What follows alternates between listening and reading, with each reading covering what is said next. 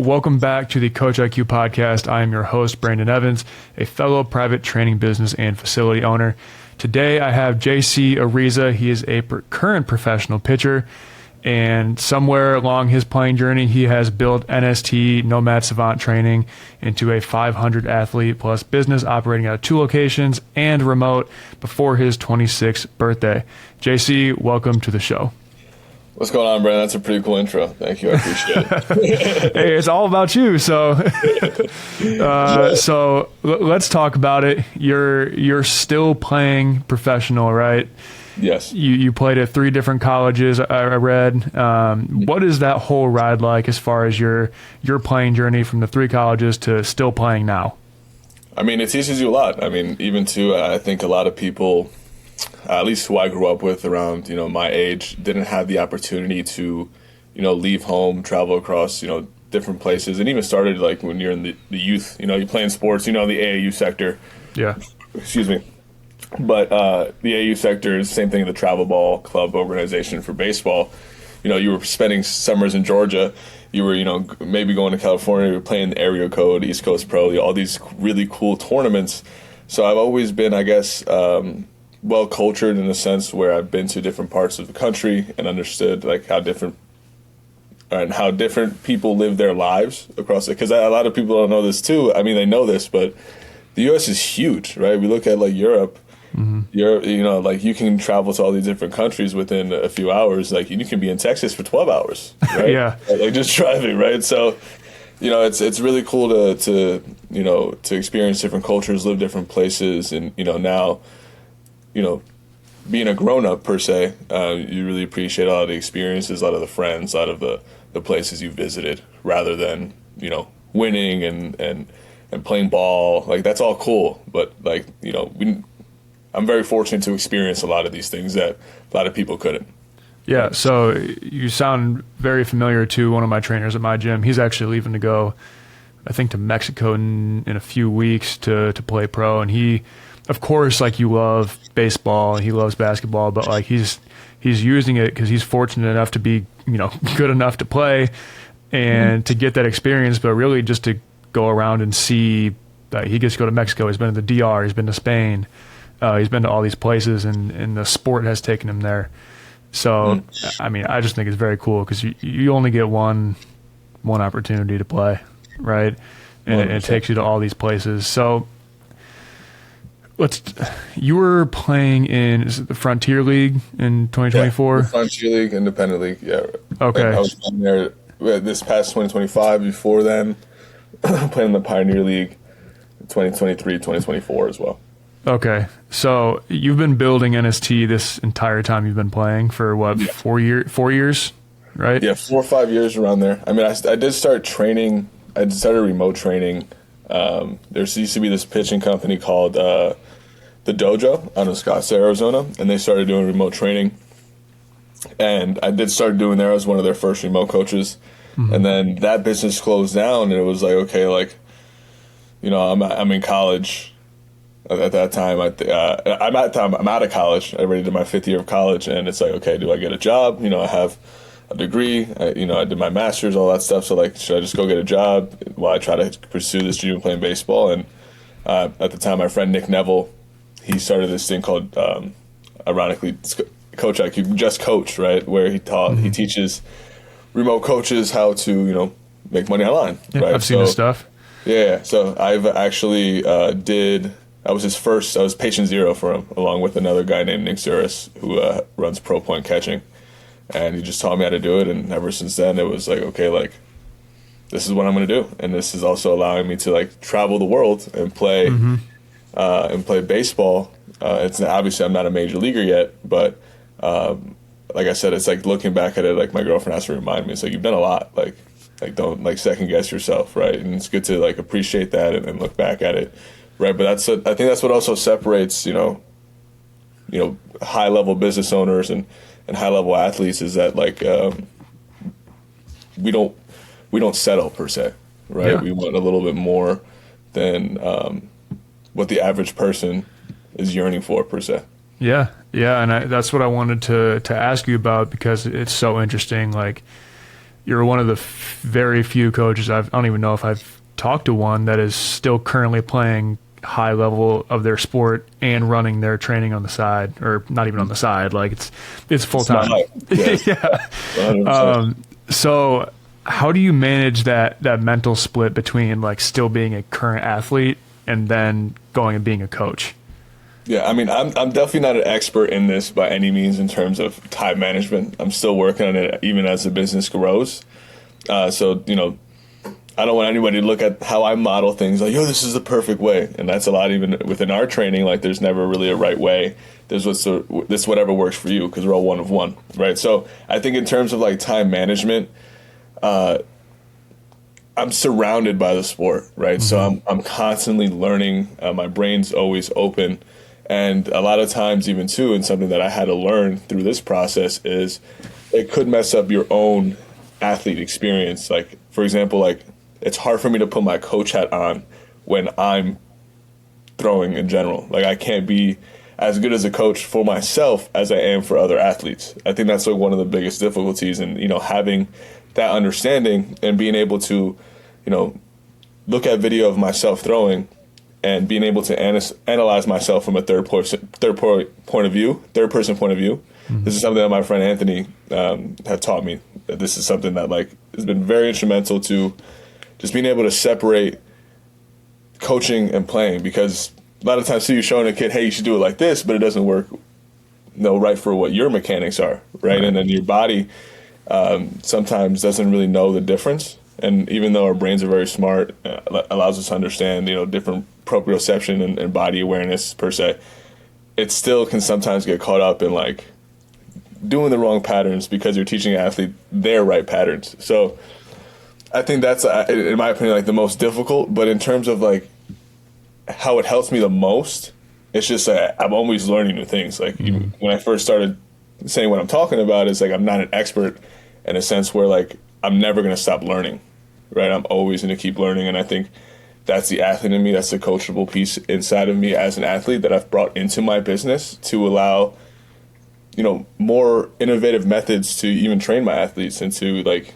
even time manage my time, right? With everything that I'm doing, I'm trying to optimize my life experience as a coach and as an athlete, and they kind of coincide and collab with each other. So I think that's what's like, you know, the coolest part about being an athlete at a high level and trying to run a high level facility or facilities and business in general.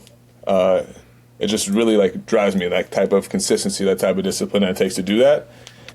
It might be stressful for most people, and it's still stressful for me, but it's something I enjoy. Yeah, I mean, it's a part of the whole thing. Like even when you're done playing, you're going to find more stuff to continue to keep you probably just as busy. Like whether you add on more to the business, more, however you pick up something on the side, like it's just kind of who you are in general and who a lot of the coaches are that run really high level businesses. It's just a part of it. Always wanting to learn more, always wanting to do more. I have that issue. Like sometimes I need to rein myself back in, be like, just focus on what you're doing. 100%. I mean, dude, it's just that stimulus that we have as coaches and as athletes is like, oh, like, dude, I think I might just figure out something, right? Like that feeling. Yeah. Right. It's like, how many times have you really felt that, right? I feel like I say that to myself maybe twice a week, right? So literally, it's funny. It just shows up in different ways, but it's the same thing. So you're 22, 23. You said you were just out of college, right? And you got your online experience. Did you take athletes over directly from that you were working with and start NST? Or how did that transition work? Did you already have a client base for the online remote part of it? Yeah, so Nick blessed me with, because when the business was shutting down, there were still leads in the funnel that haven't even been put onto the program. So he just like set up meetings for me, I guess, like a setter, essentially what CoachIQ does for me now with the ads in the facility in the Newburgh area. But he basically set up that for me, and I was able to, you know, close those clients. They really liked me, and I was also, for a few of those clients, I think he had given me 8 to 10 to first start. But I remember a few of those clients that I had, you know, are now actually coaches in we have 70 athletes in our program now. Nice. And they're coaches within that as well. So it's really cool to see like the growth within the past 2-3 years of like even to one of our coaches that we met, that the reason why we know each other is Casey Henry. So Casey Henry actually, he came to Texas to see me in person as well when I was out in Texas first starting this up right after college. And he was one of my first remote athletes, and he like really excelled. Gained I think 6-7 miles an hour in velocity. I mean, I remember what he told me when he was a freshman in college, he can barely touch 80. Left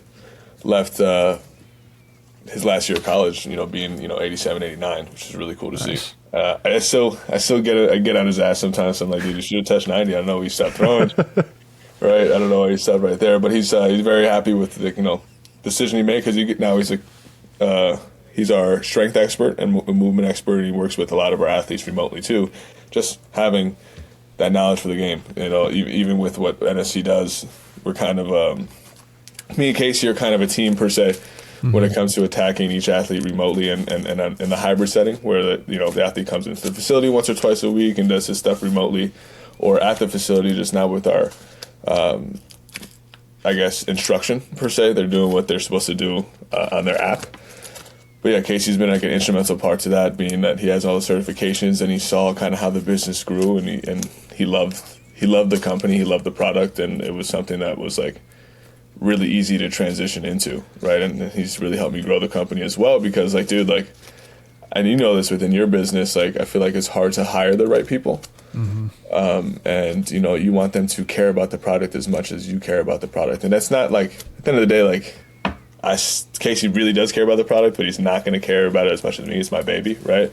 But to even have like someone like under that standard really is going to make your company flourish, because there's been dark days too, dude. Like, there's been times where it's like, damn, dude, we tried this marketing thing, we tried doing this, and we tried retaining athletes, and it didn't happen, the first year or two sometimes, right, with the different things. And now, like, building the system out, joining CoachIQ, investing in the business, like, being able to do that and see what it's like flourished into, and seeing how much, more we're making now. It's really been a really cool, journey to see, and I've loved Casey being a part of it, right? So I think, I hope that answers the question. I hope. No, I think that point you made about hiring is one of the more important things that the owners should focus on whenever they're trying to really grow and scale. I've found in my experience that your players are one of the best hires you can make. Like, like I mentioned, the guy that I mentioned to you before that's going to play in Mexico, he's one of our main guys here. And I trained him for like a year and a half before he eventually asked, and like, he knew how he do things. He learned a lot of how the system works and everything. He's been around the kids. They already know him just naturally. So like, it was just a seamless hire. And like, we've had a couple people come in just from outside sources, but even those people that have come in, like, they've known one of our trainers. Like, that's how they followed us. Like, oh yeah, I know so-and-so. So like, they're still connected to us in some way. Not that there's no value in, just job postings and stuff like that, but the quality of, people you're going to get in it's questionable. You don't know. You might get a really good coach. You might get a really bad coach. Like, you just don't know. But I always prefer, in my experience, just to try to hire within, if that makes sense. Like, even some of our high schoolers now that are really close with us and more mature, they train our middle schoolers, and because they know everything. So I think that's one of the most important things for, regardless of your sport, business owners trying to either delegate or just grow and scale their businesses. I mean, you do the same thing with Casey. He's like I said, he's talked to me about it. He loves it. So. Yeah, 100%. Even too, you got to be careful with hiring in that sense too. Like, you want to hire your friends sometimes, but even that's not the best scenario. It's like, like at the end of the day, sometimes you want to be able to separate friends and business. Like, Casey's definitely a friend of mine, being that we've done this for a long time now, and he's someone I really respect. But I wouldn't invite someone that I hang out with and has a different career path, or even if he is into baseball and he's my friend, something that I've learned is like not to involve your friends in that either, right? So because at the end of the day, they, like you said, they didn't do your program. You know what I mean? What their philosophies and what works for them are going to be implemented into how they teach, right? So that's why it's important to, like in terms of like protecting the product, it's not just me being like, oh, my stuff is the right way.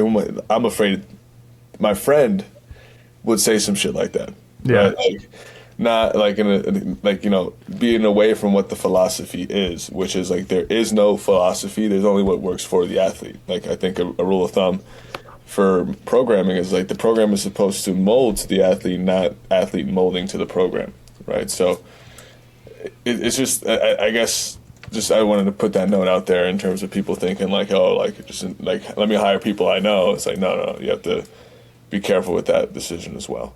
Yeah, and I mean, you mentioned the program itself, but then you also have to consider now you're starting to pay your friend. Now there's finances and money and hours worked and schedule involved. Like now they're asking you like, yo, can I get this day off for this, blah, blah, blah, blah, like all that stuff. And it's just, it can get messy or something, or like, yeah. Get in and it's like, wait a second, no, what are we talking about? Like, yeah, it just gets messy. Like it's messy. It totally depends on the person. It's just, yeah, I would also recommend staying away from that. Yeah. So how does the in-person work? Because obviously you're still playing, so you're not going to be physically in person all the time. Do you only train in person in your off seasons? Do you have a staff that does it? What does the in-person look like? It's honestly with the in season, I'm really only able to see maybe athletes once or twice a week, depending on their parent schedule. Like for example, like I'm fortunate enough to travel to work every day, to go to the field every day. I'm an hour from the field, so I just drive. I actually stay at home, and obviously we go on road trips for 2-3 weeks. That's a different story. Yeah. But that's even to building the whole remote and hybrid aspect of the business is the ability to say like, hey, even if I'm not there, I'm still, I'm in your pocket. I'm still there. Right. So, in terms of during the season, I usually see, I try to see them the same amount. It's just the hours are a lot more limited. I will say though, just being able to, build out the business, getting more connections as we go through this thing, and then hopefully this really starts to work out. But like, hopefully getting Casey to move out here. Hopefully, keeping. My other coach, Daniel, who moved up from South Carolina, staying with some family in New Jersey, hopefully getting him to move out here because, they can handle the coaching. Daniel's still playing, though. So it's like that's another thing, too. It's like it's hard to find quality coaches, I guess, in the baseball realm. Same thing here. Yeah, that's what I'm saying. Like it's just harder to find that and to trust that when I'm going out during the season, right? Like a lot of, the best, I guess, trainers or people I know, and it's ironic because I'm doing it, are like are people who are actively still playing as well, I guess, in a lot of my space. So I'm definitely trying to figure that aspect. I tried to do it when I went to Columbia this past winter to play some winter ball, and it didn't work out like as much as I wanted it to. And that's just like you're learning with the ebbs and flows of the business in terms of like when there's downtimes and when there's not, and expectations that you want to set forth on both sides with the employee and as a facility owner, right? It's like so that's still in the trial and error process for me. I've definitely figured it out since like I've been back to Columbia, me being here, really optimizing the business and getting more people involved with having one more coach hire along with having the ability to collaborate with other people, but yeah, the in-person stuff definitely changes like during the season. It's something I'm still trying to figure it out. Yeah. How can I have some more availability for them, and even to like what is I asked Casey the other day, is like, what do you need to get out here, and so I can start planning towards that. So I can have a goal to plan towards to get you out here.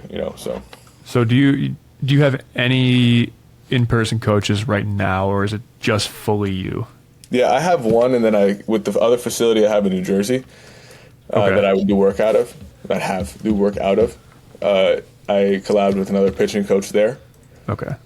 So yeah, I do have another coach who helps me with my group sessions, and I also given him some clientele for in person, and sometimes helps me just learning around. Just sometimes helps me with my in person sessions that I have individually. Nice. Hey, I just want to take a quick break. My name's Russell. I'm one of the founders of CoachIQ. We put on this podcast here. Our goal is to interview top coaches and business owners in the youth sports space across the United States and give you guys insight on the ground floor. How are they running their business? What do they think about the current ecosystem? And what are their thoughts on where things are going? So we're super excited to bring this to you guys. If you don't know about us, we are an all-in-one sports management platform. We run a lot of the businesses that we have on the podcast. And we're fortunate enough now to work with about 1,000 sports coaches across the United States. And it's our goal to make your life as easy as possible in running the business itself. Website, scheduling, payment management, everything handled seamlessly on our platform. And really what separates us is we are built specifically for sports. We're not powering nail salons. We're not powering Pilates studios. Every second of the day, we focus on you. So if that's something you need where you're looking to get your time back or you're looking to actually grow your business, CoachIQ is really the only platform thinking about you every single day, interviewing and working with the top coaches in the industry specific to sports. So if that's something we can help you with, we would love to connect with you. You can visit our website at coachiq.com, schedule a free demo there. The demos are awesome. It's really less about selling and much more about just walking through what we've learned and providing value on what other coaches are doing. And if it's a match, it's a match. So absolute no-brainer. Go schedule a demo, totally worth the time. And thank you guys for tuning in. Thank you guys for watching. Thank you for customers who are working with us. It allows us to do all this, make better product, and the main goal, help athletes all across the United States and the world get a phenomenal experience from you guys, the coaches. So I know we have a lot of baseball coaches and softball coaches on CoachIQ. I don't know how, I'm not a baseball guy, so if baseball and softball aren't linked, don't get mad at me. Softball and baseball are not linked. At least for pitching. For hitting, maybe not. Okay. So I know we have a lot of baseball coaches. Talk about the message, because I always see I follow you, so I see your VELO protocol. Let's talk about the specifics. I enjoy learning different methods that different coaches have from other sports personally, and I know there's a lot of coaches on our platform, like I said. So talk about your VELO protocol. What does that all entail? Yeah, so it's the VELO protocol. I guess it's like my mechanism, you can say, from a marketing standpoint, and essentially it's the programming that we do for our athletes, and it's built around just really assessing each aspect of their body, their mind, and how they prefer to move before we get them into implementing what we found out, right? So like the first thing we do is the movement assessment. That is something that Casey runs as a corrective exercise specialist. He runs it through an app that the players who join are able to put the movements and postural photos within the app. And once they get through that, they actually do a motor preference testing with me, and that's just finding out what their natural tendencies movement-wise are. Are they natural supinators? Are they natural pronators? Are they internal weight-based, external weight-based? Are they more forefoot dominant or heel dominant? Little things like that actually really, when we load in different ways and when we perform actions in different balance points that are not meant for us to naturally be in, it can cause a lot of problems, even if you are an athlete who has a great physique or someone who's very athletic, and you still haven't figured out how to optimize the body that you have built.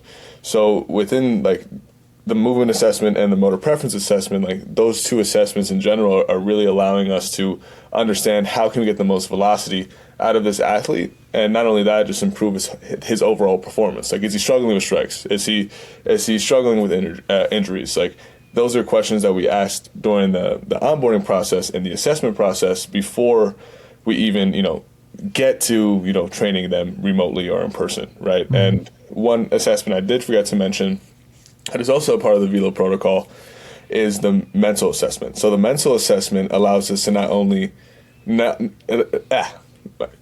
but the mental assessment, not only do we want to know how you prefer to move, we want to know how you prefer to think, right? So we try to find out how these athletes communicate, how we can communicate best with them, because I was a guy where you can just get on my ass and then you'd be like, if you don't fucking do this, motherfucker, excuse my language, but like if you got on me in front of the team, if you were a coach that that was willing to yell at me to get it together, I felt a sense of care. I felt a sense of like, this person really wants me to get better, right? Because he could be saying that to Joe Schmo, but he knows that Joe Schmo is not capable of doing what I can do, right? So that's type of communication methods always worked for me. And early on in my coaching career, I try to put that on some kids, and I noticed it was a negative feedback per se. Like, the kid didn't get better.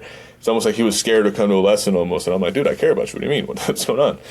And it's more like finding out that way how to communicate with them. If like the kid is not soft if you have to push him out to the side and have a private meeting with him, talk about what's going on. It's just that's how he prefers to, handle criticism, and being able to communicate in a safe place to get the most out of him. Even too when it comes to structure, like I'm a type 1 communicator, so I'm like inherently lazy.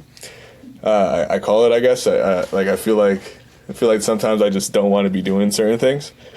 But I've realized it's really the way I frame things in my thoughts. So instead of me looking at 4 sets, like I get through the first 2 and I'm like, oh, I have 2 sets left, versus, oh, I only have 2 sets left. Let me get this done. Just speaking to yourself in a different way allows these athletes to get the most out of their performance as well. So we take them through that assessment process, have a review with them, and then we finally implement all that stuff into their programming, where they have, a daily breakdown of everything they need to do every single day. Because another thing that we really preach in the VELO protocol is consistency, right? Like, it as a basketball coach, if you're not, getting in 100, 200, 300 shots a day, or doing a certain amount of drill work, it's the same thing here. If even though obviously we're not like hitters, we can't just hit, we have to limit the amount of throws because, it not being a natural rotation of movement is something that, okay, like how can we get the most out of each rep? How can we, if we're not throwing, are we using water bags? Are we doing med ball stuff? It's important that we're staying consistent with our movements, because this is a very hard thing to do. Hitting a baseball is obviously, in my opinion, way harder than throwing one, but throwing 100 miles an hour is insane. Throwing 90 is insane. You take someone off the street, they're probably not going to throw 60 or 70 miles an hour if you give it to them, right? So it's a very hard thing to do, and you have to be consistent with that process. So that's why we schedule everything out from, their corrective exercises to their throwing to their warm-ups to, their lifting and arm care. It's all scheduled out through the app, and they know exactly what they have to do when they wake up in the morning, along with meal plans, anything they need to just succeed. We're an all-in-one-stop shop. So, yeah, man, that's what the VELO protocol is. Usually, we were able to, with our data, we found out that on average, our athletes gain 6 miles an hour within 6 months, which is really cool. Crazy. That's extremely detailed. And I love it because, the sentiment behind online coaching, whether it be fitness or baseball or basketball or whatever, is like, oh, it's just not effective. Like, it's not as effective as in person, or in person is better. But you're proof that that's not necessarily the case. Dude, I've been doing this before in person. Like when COVID happened and all that stuff, like I was doing remote training before I was doing anything in person. I was like, even Daniel, one of our new coaches, like he went from 87 to 96, all remote. Never saw him in person. It's crazy. Right? And then obviously I see him in person now, but it's like, dude, like if I can do that just on a screen, on an app, what happens if I, bring that aspect in person and have that in there as well? So that's what, the facility business has become. Yeah, that's so cool. And I find it even more impressive as somebody who develops people, like, as you get more advanced, it's harder and harder to make those changes. So like to hear about Daniel and even Casey, like when he got into college, he gained, what you said, like 7? Yeah, right. 7 miles an hour.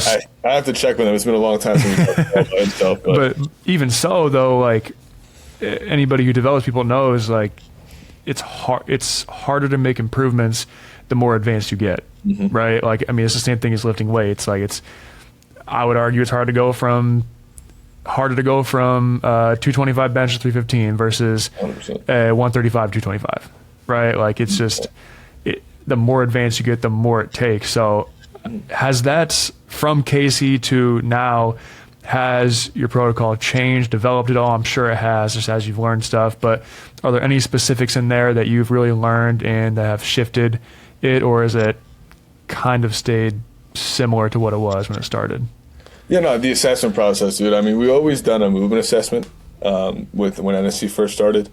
But like, finding out about motor preferences, it changing my career too. Being a guy who was a draft eligible draft prospect guy in high school, not going into the draft, going to college because I was going for free. First one of the, I was actually crazy for me. I was like, I can't believe that happened, right? Like being able to, not have to go and pay for college coming out of high school, right?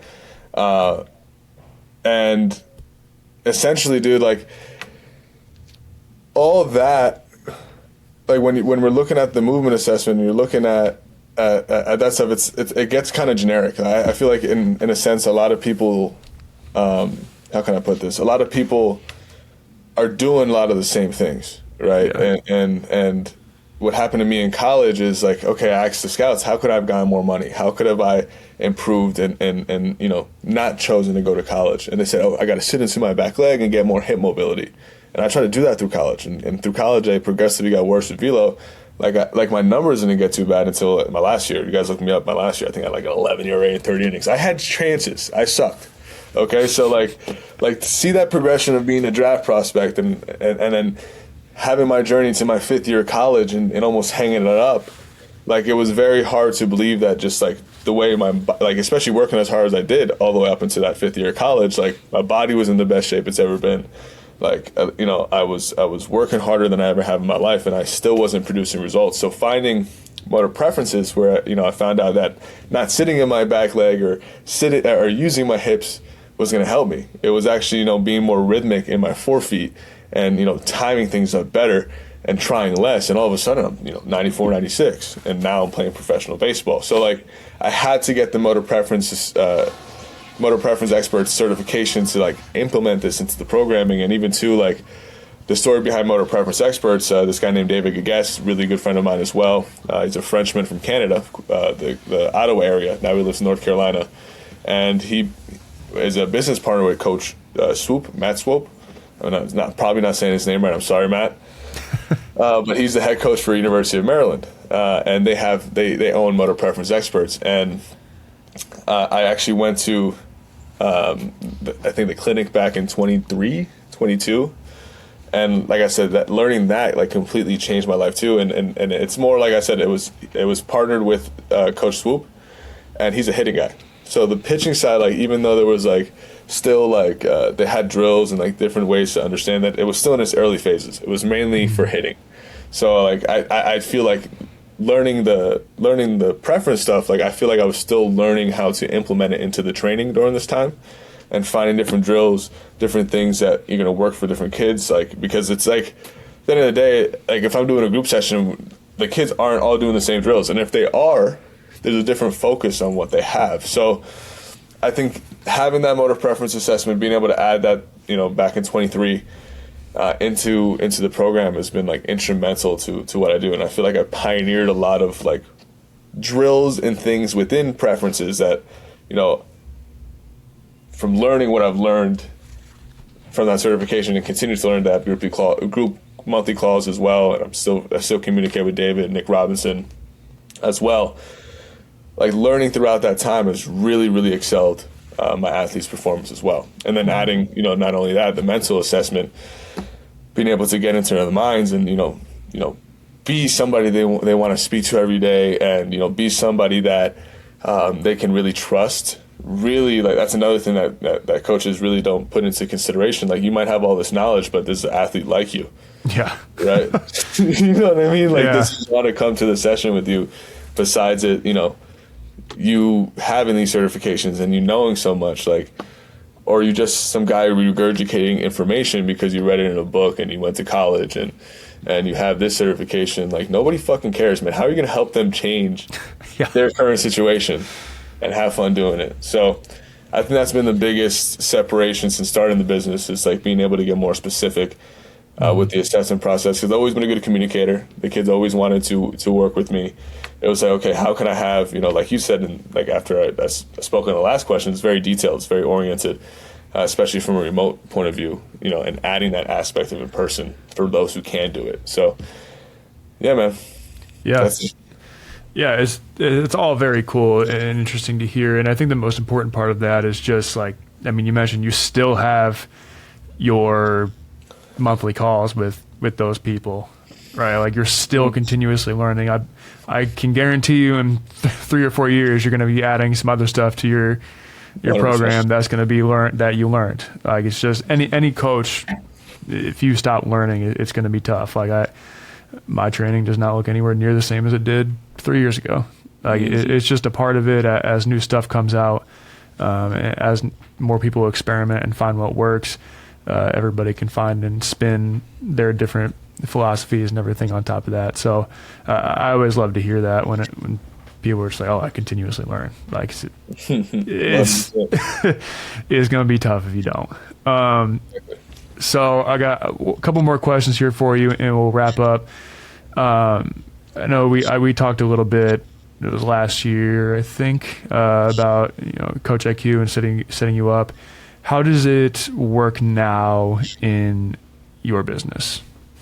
That's been great. I mean, the aspect. I mean, I definitely, for individuals, I haven't been using CoachIQ too much, but definitely for the group sessions, making sure there's attendance for those days, being able to have their cards just set up in there. I know I had that aspect with Trainerize with my the custom brand app I have through them, but being able for have them know what they are asking for.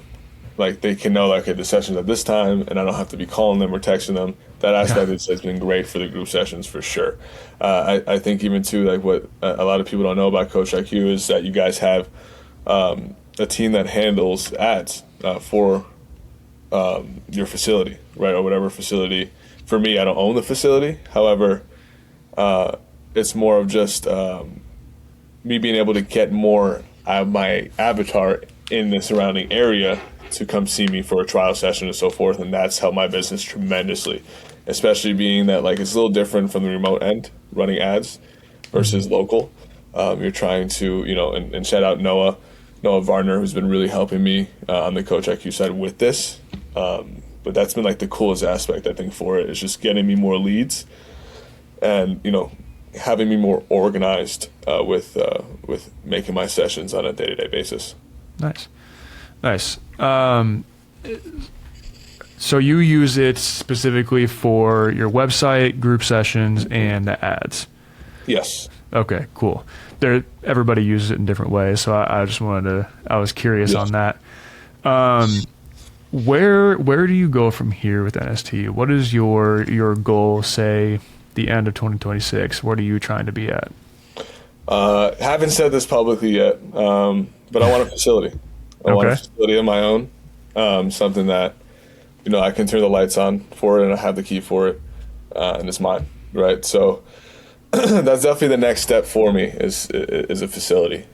I do have people interested in investing too, which is really cool, and I'm really thankful and fortunate for that. Along with obviously me investing in myself, I think that's going to be more of my route, but that's definitely the next step. I think I can help a lot more athletes. I think even through the lesson models is kind of wacky. I want to see my athletes not every day because I'll probably get sick of them, but but I want to see them more than once a week. I want to see them 2, 3, 4 times a week in the facility. Not necessarily getting private instruction all the time, but just being in the atmosphere, being around people who are better than you and being around people who want those same goals, like having that kind of atmosphere in the facility and being something that's more membership based is something that I'm yearning for when I open up. So being on the lookout for that. I'm looking to call it the Nest. So we'll see where we go from there.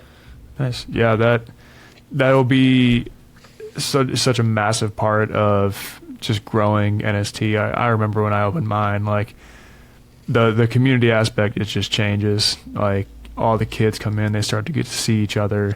Like I trained out of a church before, and people knew each other, and I was happy with our program. But just having people in a collective gym that is specifically for your program, the walls are all painted to your colors. Like I got a little wall where people draw chalk and stuff. Like it's so different, and I'm excited to keep, because I follow you, so I'm excited to keep updated with your journey. Yes. So last question here. I'm super curious about this, and I know we have a lot of coaches that want to get into the online training side of things. What is your main piece of advice for those coaches that want to get into the online side of things? I think the biggest thing I've learned, because everyone likes the virality, I can't even say that word, but the viral content. Yeah. Right. I feel that's a mouthful of words. Yeah, it's a weird one.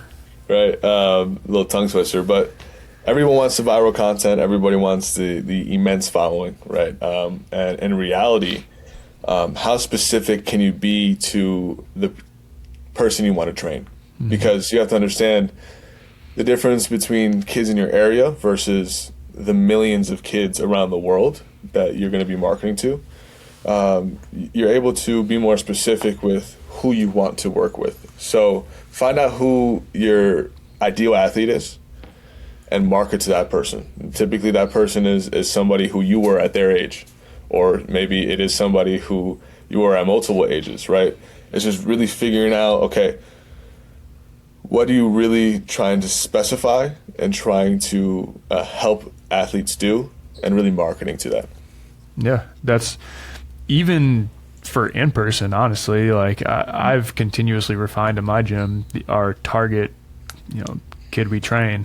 Every year it's gotten tighter and tighter and tighter, and that's super, super important. And like you said, online, like there's a limited number of kids in an area, but online there's hundreds of thousands of like 100%. And that's the thing too with when you do remote, it's I'm part of a remote community that we discuss ideas like this, mm-hmm. That I spoke about already. Just Coach with Nick Neville, and you see with guys that I have guys in the program, like not in my program, in the Just Coach program, who have like 30,000-40,000 followers, and I'm not going to disclose how much money I make, but I'm making more money than them.